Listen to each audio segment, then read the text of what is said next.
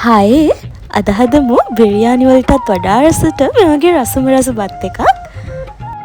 අද මම මේ රසම රස බත් එක හදන්නේ මගේ චූටි මුට්ටියක.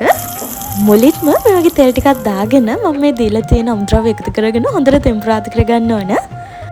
මම අද මේ බත් එකට සුදු ලුණු ගෙඩියක් එකතු කරගන්නවා. ඔයත් මේක එකතු කරද්දී ගොඩක් පිරිසුදු සුදු ලුණු එකක් විතරක් ගන්න.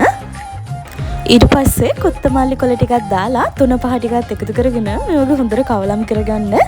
මේ ටික තෙම්පරාදු වුණාට පස්සේ මම ඒකට උකුමුකු පොල් කිරි එකතු කරගන්නවා. හරිම චුට්ටයි එකතු කරන්නේ.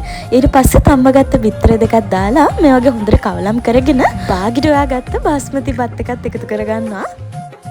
ඊට පස්සේ මේ වගේ බදපු ලුණුයි බදපු අලයි එකතු කරගෙන ඒකටම කොත්තමල්ලි කොළ ටිකකුත් උඩින් දාලා චූටි වෙලාවක් උයා ගන්නවා. ඊට පස්සේ මේ වගේ හොඳට මික්ස් කරගෙන තව විනාඩි දෙක තුනක් මේ වගේ රත් වෙන්න තියලා අපි මේක බා ගන්නවා. ඉතින් මේ තියෙන්නේ අද අපි හදපු රසම රස බත් එක. එකපාරක් කාලා බැලුවොත් ඔයා දිගටම මේ විදිහට කනවා. ඒ තරම් මේ බත් එක රසයි.